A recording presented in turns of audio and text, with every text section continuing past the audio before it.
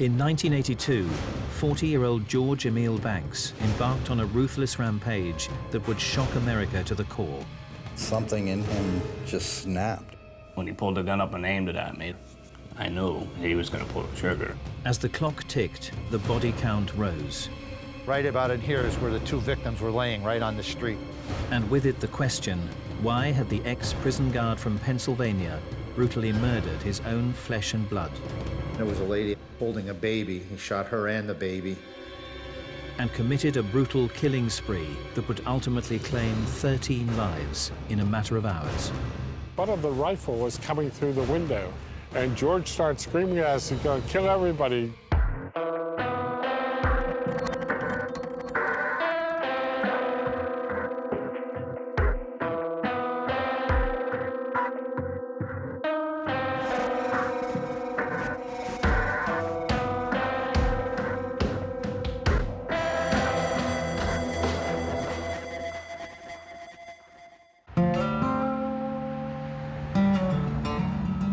Wilkes-Barre, Pennsylvania.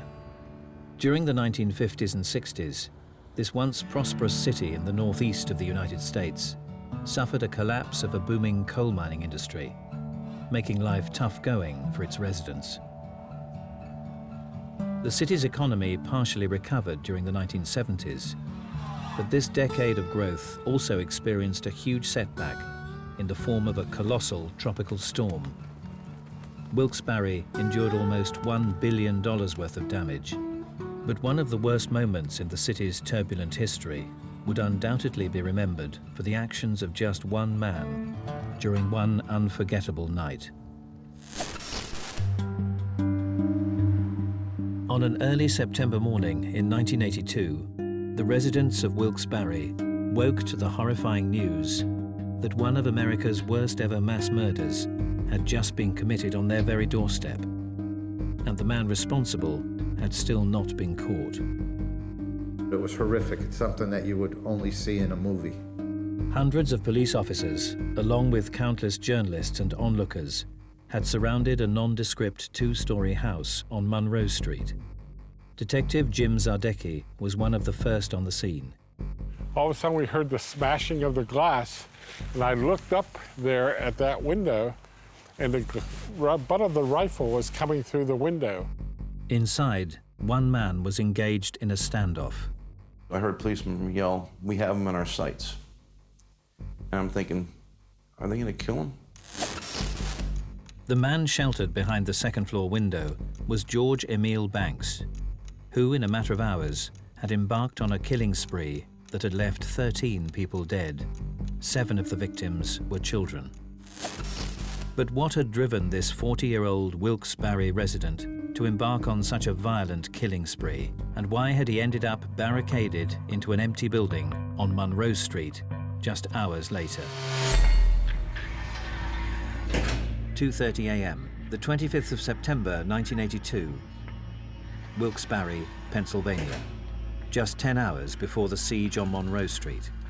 Several miles away, a 22-year-old, James Olson, had been attending a house party.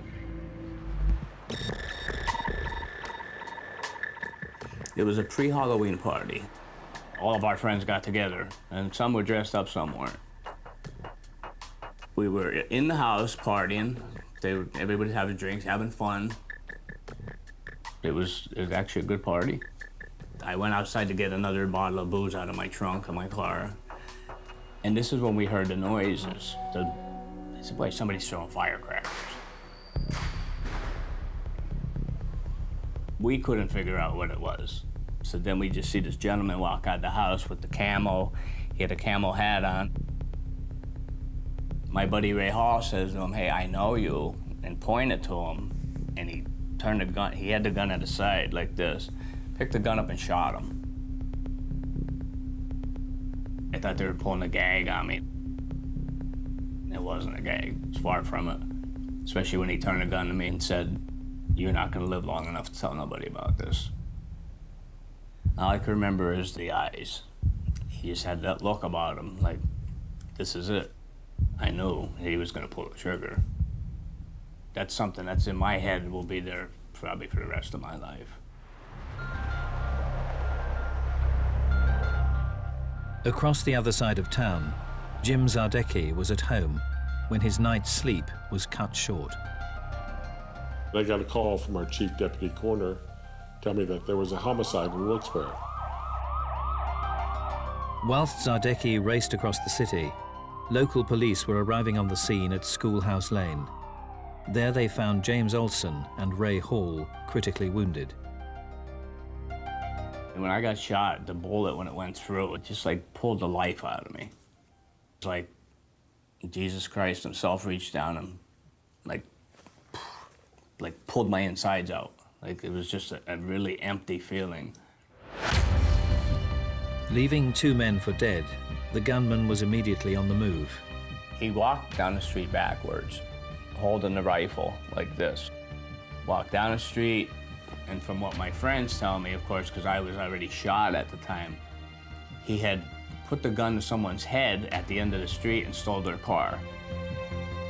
Local tow truck driver Bobby Kadlubowski was working the area when he came across the unfolding events. The night of the shooting, this was the scene where was lined with police, ambulances, and all type of rescue units and stuff. And right in this general area right here, probably right about in here is where the 2 victims were laying, right on the street. Police frantically tried to save Ray Hall's life. The officer actually had a rag trying to stop the blood flow, and I just knew in my heart that this guy wasn't going to make it. Ray Hall died at the scene, whilst James Olson was rushed to hospital with serious gunshot wounds. Police began to piece together the chain of events. Witnesses reported that the man suspected of the shooting had exited a building just meters away. The same building from which James and Ray had heard strange noises emanating only moments earlier. What police discovered inside turned an apparent shooting of 2 into a fully fledged killing spree. When we came in and we walked into the house, I was able to see the bodies just strewn all over the living room at that point in time. I looked around, I saw bodies covered up, blood on the walls. I just turned around and went back out. I didn't want to see any more. The house belonged to 40-year-old ex-prison guard George Emil Banks. Inside, 8 members of his family lay dead, and Banks was nowhere to be found.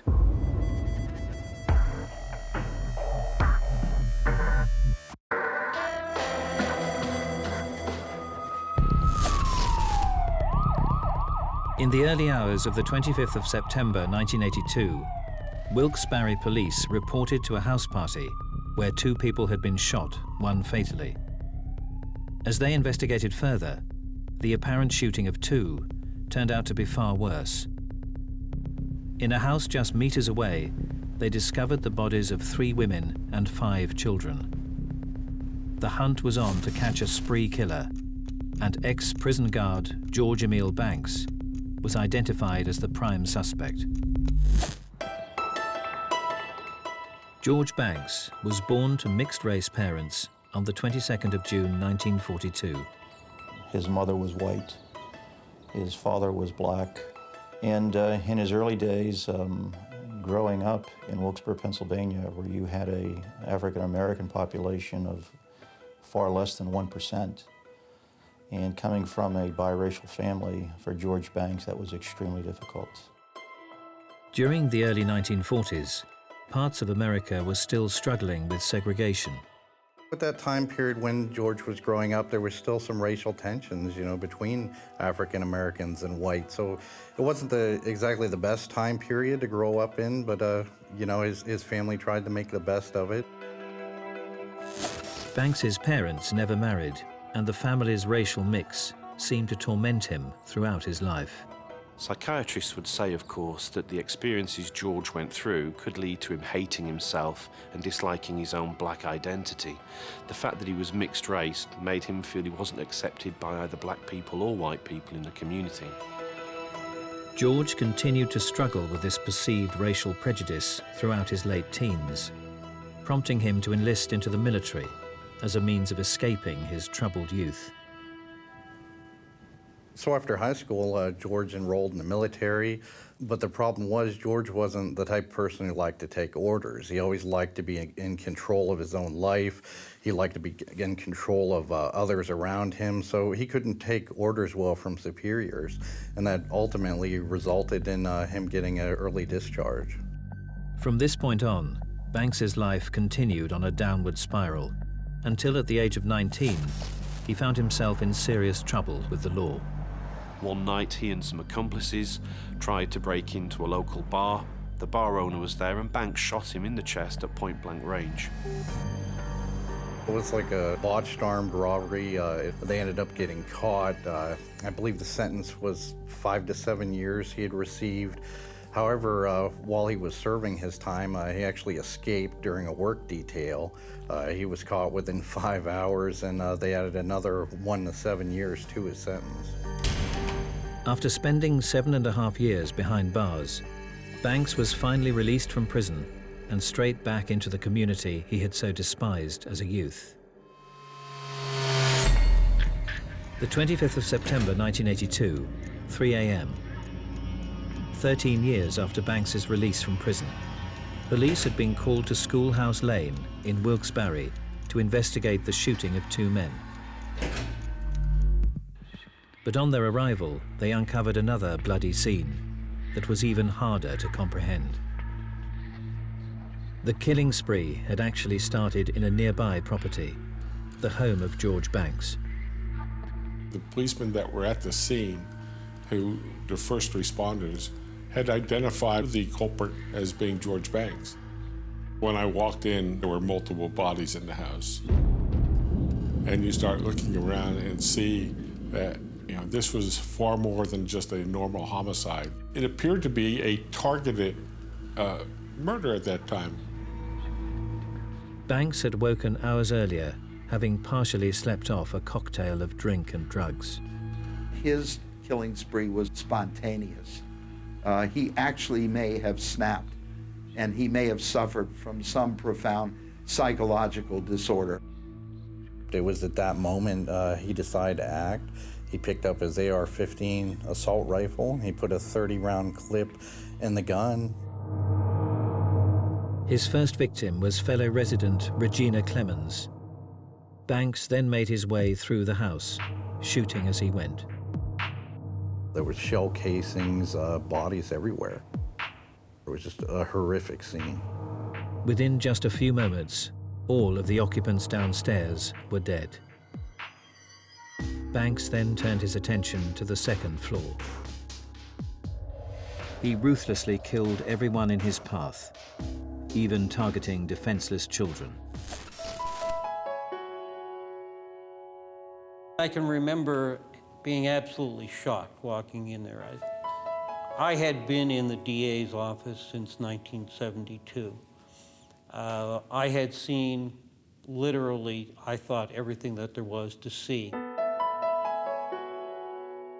When there becomes children involved, it really becomes much more of an emotional piece of the whole picture. And as you think about that and seeing young kids, it does have an impact of sadness and anger at the same time. I didn't think that there was anything that I could have seen that would have affected me more than that until I walked into the scene at Schoolhouse Lane. In total, 5 children and 3 women lay dead. Dorothy Lyons, along with sisters Regina Clemens and Susan Uhas, had been current girlfriends of Banks, living together as part of his harem. 4 of their children had been fathered by him. These were typically women who he had found on the street, who might have been homeless, who came from bad home lives, and George offered them hope. That's how it started out anyway. The vulnerable women were all at least 10 years younger than Banks. They tragically felt that a shared life with him would offer a more secure future. While his harem was developing and flourishing, it worked very well for Banks. He was able to control the women, he was able to control the children, and he was indeed the man of the house, of the kingdom. For almost 10 years, Life at Schoolhouse Lane had worked well for Banks. But in early September 1982, after losing his job, the pressure of supporting such a growing family began to take its toll. The 25th of September 1982, 3:30 a.m., Heather Highland Trailer Park. Having fled the first horrific scene, Banks, high on drink and drugs, had made a 10-minute drive to the home of his ex-girlfriend and mother to another of his children, Sharon Mazzillo.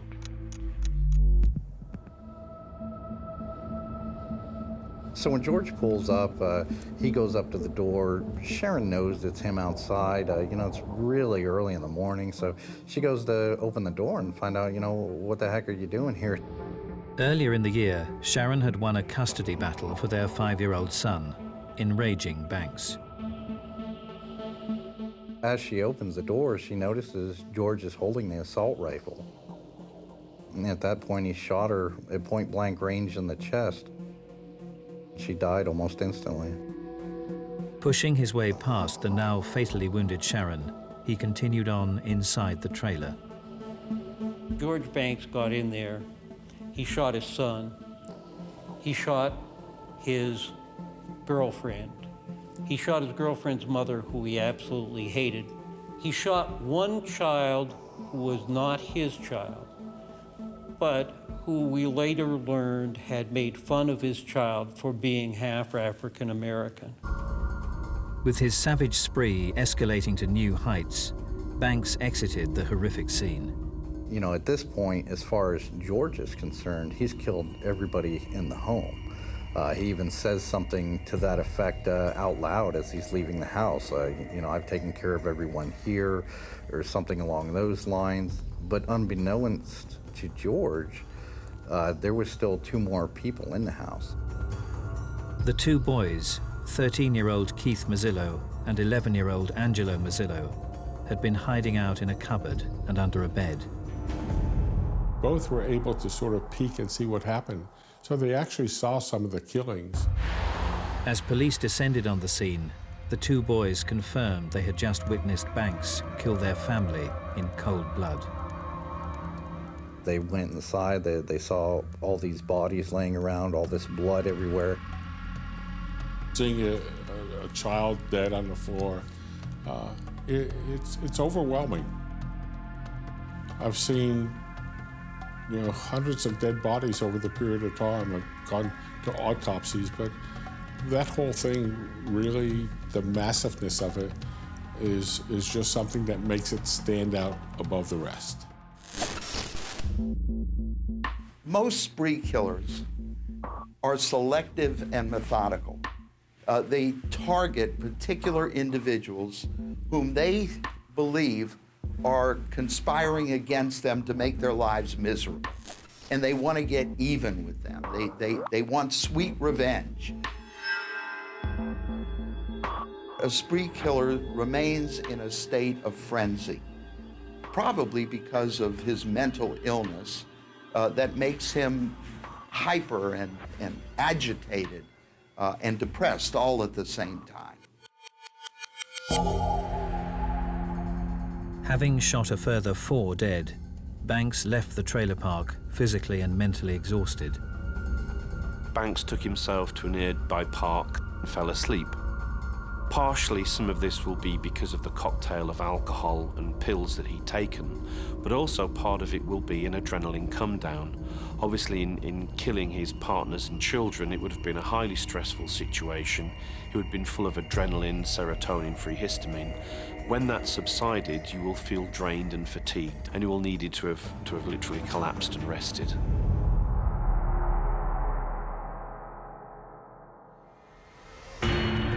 Just over an hour into his killing spree, and Banks had so far brutally wiped out the lives of 13 people and committed what is known as a family annihilation.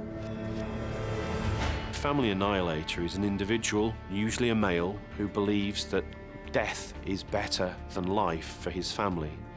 If a relationship breakdown is imminent, access to the children are a problem, we tend to find in family annihilators that they will murder the mother and children. sometimes family pets, and then sometimes obliterate the family home. Or in some cases, it's broadened out to extended family members in other residences nearby. At around 5:30 a.m., Banks eventually woke in the east of the city. Still armed and dazed from the night before, the killer headed back into town. Daylight's breaking over the city. You have all these law enforcement officers searching for George everywhere. We had no idea where the suspect was at that point in time and if there was anybody else on his target list to go after. So that really put a lot of panic in a lot of people. You know, who's next, what's next, we gotta find this guy. This time, Banks traveled straight to his mother's house.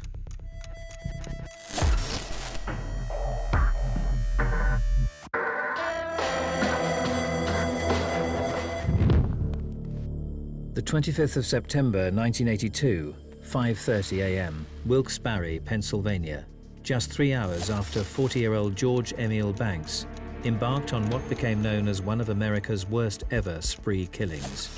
The body count stood at 13 dead, including 5 of his own children, and the Wilkes-Barre police were nowhere near to catching him as they struggled to find a motive for the attacks.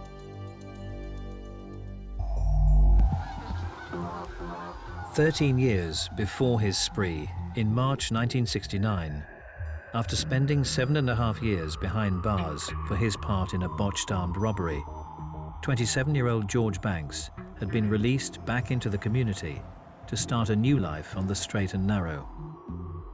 Slowly, after several years' hard work, Banks began to get his life back on track, with a growing family, including several girlfriends, and a property of his own in Schoolhouse Lane.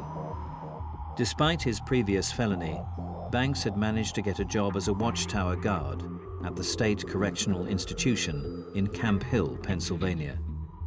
For him to, be convicted and then become a prison guard and have tower duty, I mean, that's pretty good. As a prison guard, his duties were in the tower. He was the guy who held the gun, who watched over the yard, he watched for escapees, and he really thrived in that job. It was a job he enjoyed doing, and it was a job he was good at. Regardless of his seemingly stable existence, in the summer of 1982, at the age of 40, Banks's life began to unravel. George started acting very strange. He went and got himself ordained. He started keeping a journal about his life. Apparently, while he was up in the tower down at Camp Hill, he was talking about, wanting to shoot everybody down in the yard. So obviously, things were really beginning to unravel during that period of time. This didn't go unnoticed by the prison. He started making comments like, sometimes I think about shooting myself in the head while I'm up in my prison tower. So they put George on sick leave to seek psychiatric help. The truth behind Banks's fragile state of mind was actually far worse than authorities had suspected. So at the same time George is dealing with these things at work, he's also preparing in the back of his mind. He's thinking there's going to be a race war, that this is something he has to prepare for. What he experienced as a child growing up and the racial prejudice that he experienced is something that became part of him and something that he could not shed. And as a result of that, as life went on, his views became very distorted. So he begins hoarding ammunition. He starts reading Soldier of Fortune magazines and, doing different things like that to prep himself for this war that, for some reason, he thinks is going to come. The 25th of September 1982, 5:30 a.m., Metcalf Street, just 3 hours after the killing spree had begun. Having woken in a field in the east of the city, a heavily armed but dazed George Emil Banks arrived at his mother's house. So when George gets to his mother's house, he goes inside. She can tell there's something not right, and he just begins blabbering about everything. He says, I killed my family, I killed everyone, and his mom's listening to him, but at the same time she knows all these weird things, how George acts. It's nothing that's escaped her, so she decides to call Schoolhouse Lane to try to speak to one of his girlfriends. Telephone rang, and I answered the phone, and it was George Banks's mother on the phone. And she started talking and saying that George had told her that something terrible had happened at Schoolhouse Lane. George grabs the phone away from her. The officer tries to tell George, well, you know, the kids are alive. You didn't kill them, they're still alive. I came to the quick thought of just saying, well, yes, we're trying to take care of the children, we're trying to get them to the hospital. And he said, I know I killed them. George said he didn't believe it was a lie, and he slammed down the phone. We didn't know if he would kill his mother or kill himself or what would happen. Nobody or anybody else was in his target zone. The police frantically established his mother's address and raced 3 miles across town to her house on Metcalf Street. Let's go, let's get there, and let's apprehend him. But whilst en route, Detective Zardecki learnt that Banks was again on the move. We immediately regrouped to go to house on Monroe Street, which we were understanding to be the place where George was held up. With the police now closing in, Banks had fled his mother's house, managing to escape only a few miles away to the vacated property of a friend. So once he's at Monroe Street, George knows that the police are going to come for him sooner or later. He gets prepared, he barricades all the doors, and in an unusual move, he places all these mirrors around the house. He puts them where, you know, some people say, oh, he wanted to see if, you know, law enforcement was sneaking up on him. Other people suspect he did it so his image would be cast there to draw away snipers. He was prepared, as he would say, to die. He was going to die there. He had his gun, he had extra ammo, he had this fortified home he had put together, and he was ready to die inside of it. We had no idea what to expect on Monroe Street. We didn't know if he'd be locked in a house, if he was gone in to kill himself, if he had hostages. There was just no idea what to expect.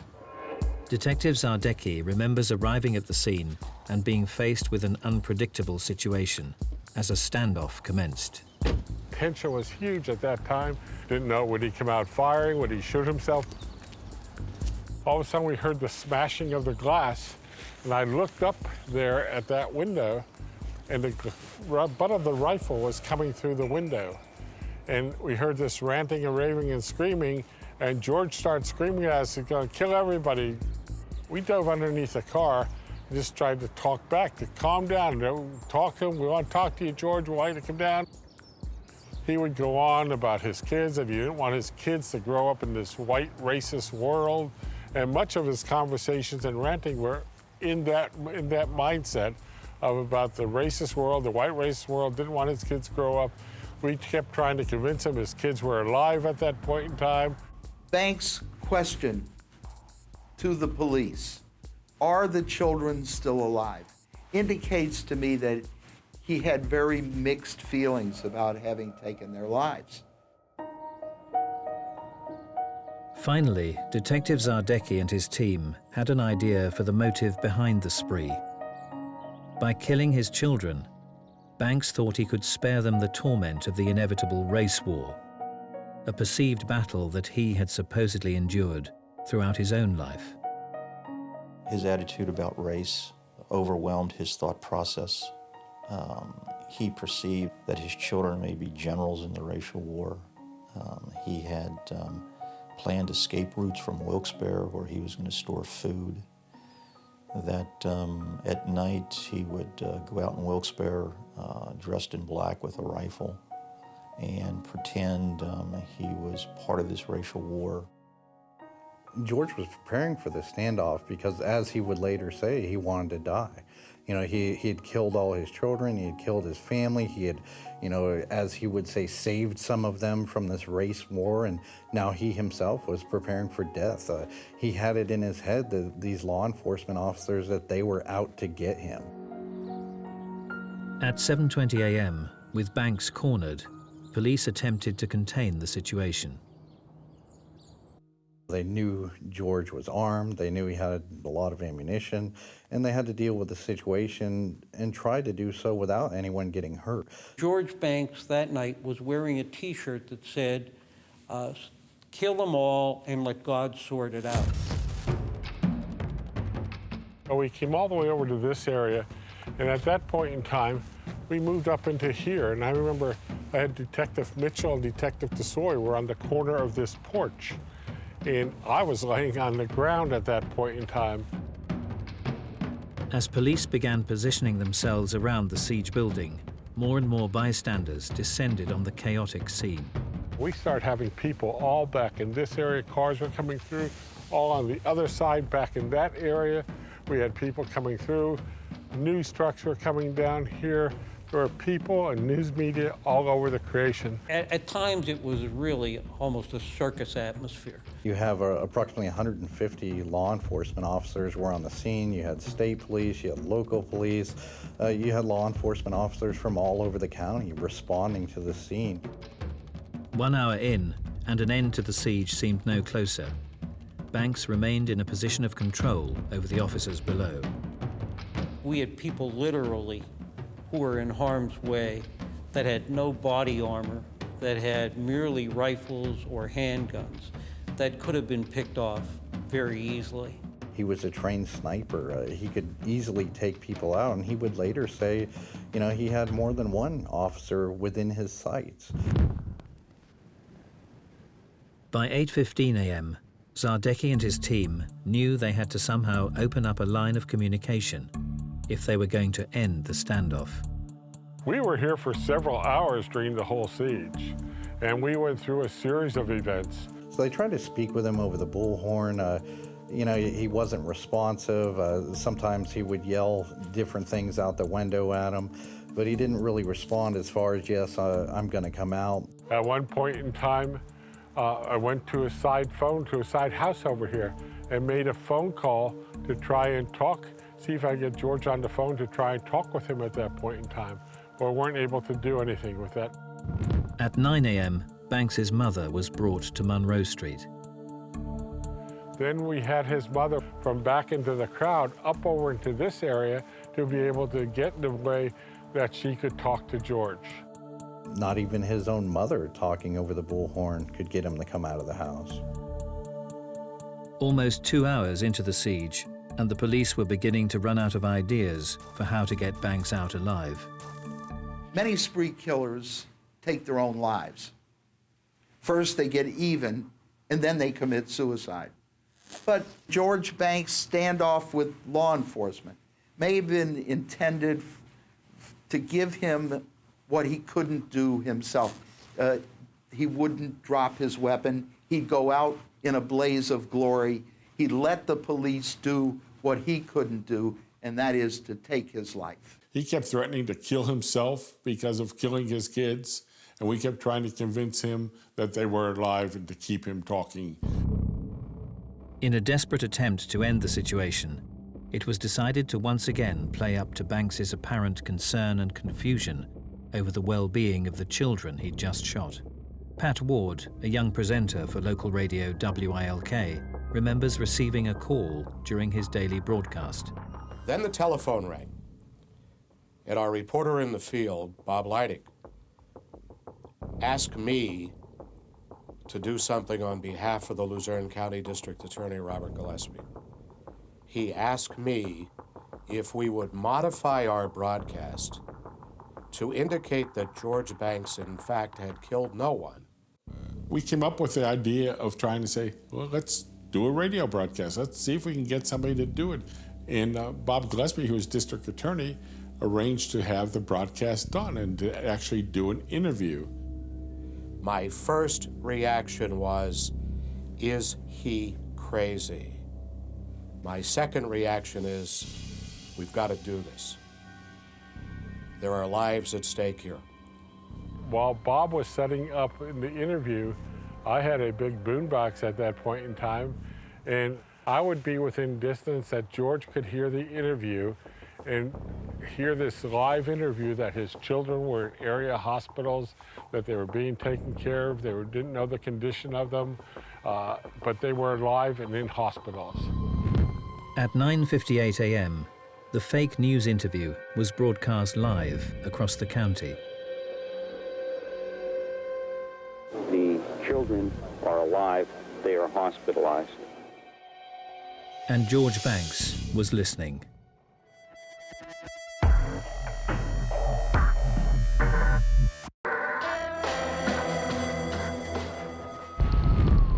The 25th of September 1982, Wilkes-Barre, Pennsylvania.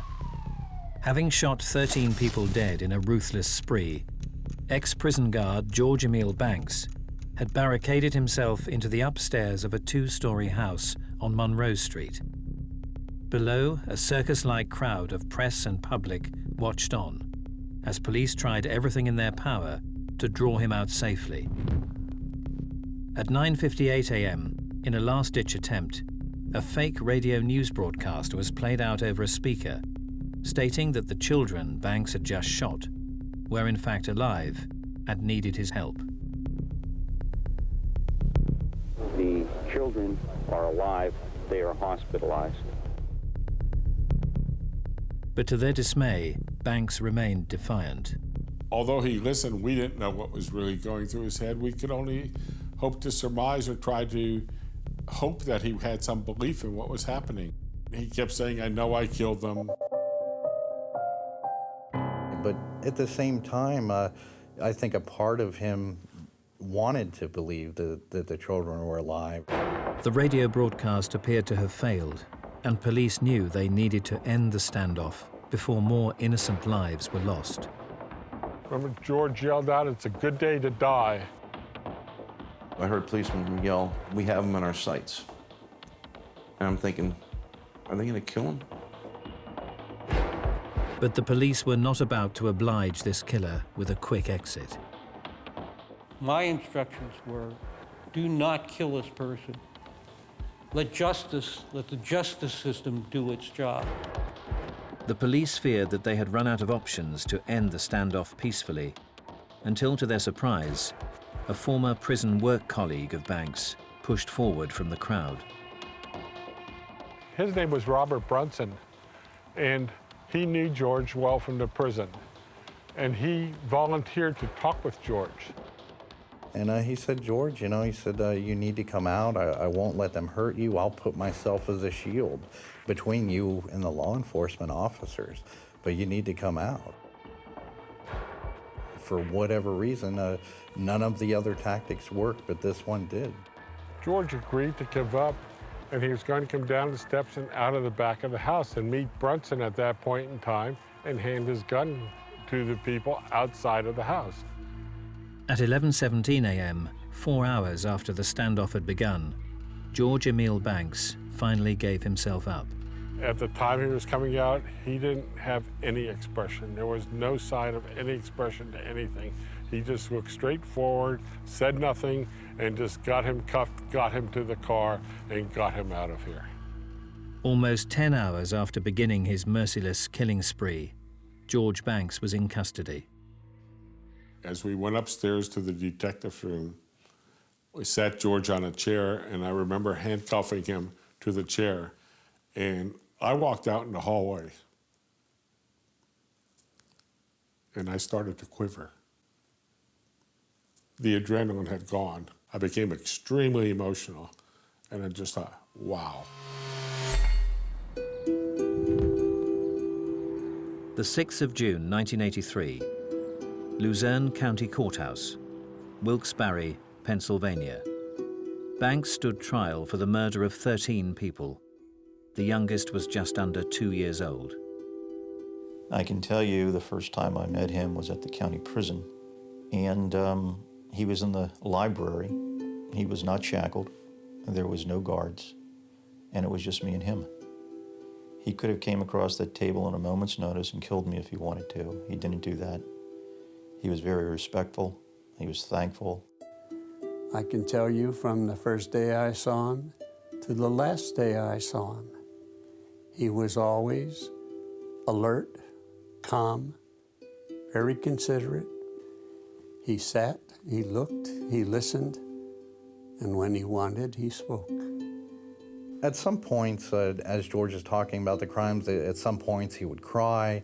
At other points he would become solemn. It was just this mixture of emotions that he would display. He believed that his children were going to die from some type of a racial onslaught, and he killed them to protect them from that onslaught. The turning point in the trial came when Banks took to the stand. Against all advice, he revealed shocking images to the jury from each of the crime scenes.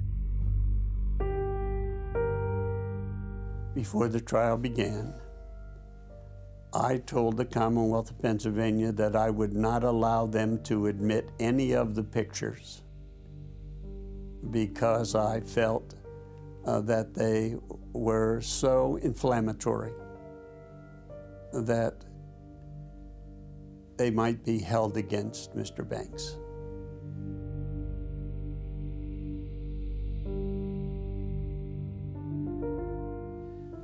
Those photographs were overwhelming. Anybody looking at those photographs, I mean, you would want to kill the person immediately who did that.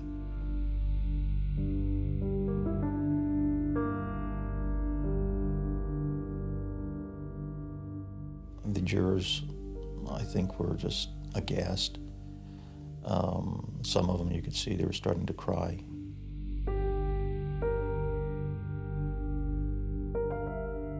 When George put those pictures in evidence, that pretty much sealed his own fate.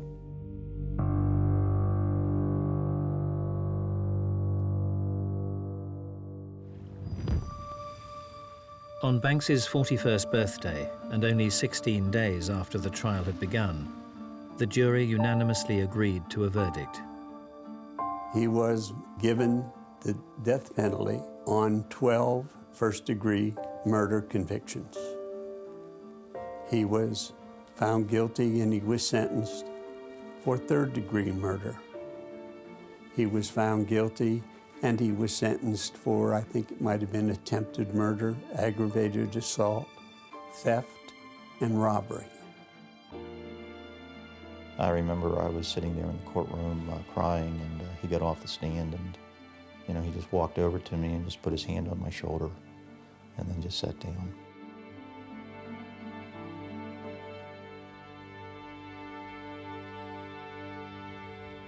As Wilkes-Barre struggled to recover from the devastating spree, one question remained.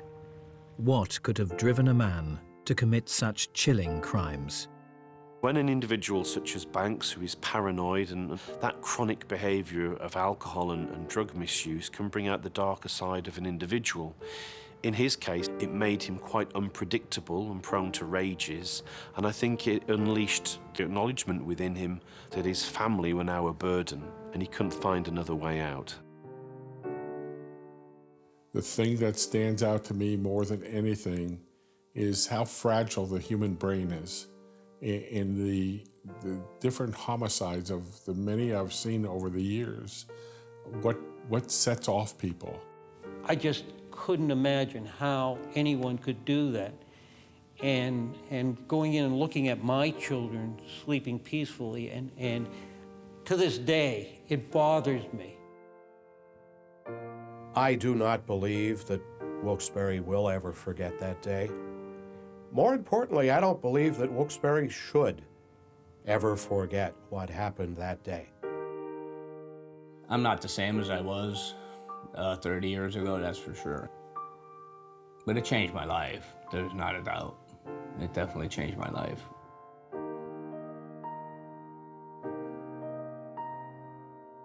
What I wanted to accomplish in the sentence, I think I've accomplished. George Banks is going to die in jail of natural causes, or he's going to die in the being executed, and he'll never, never walk the street again as a free man.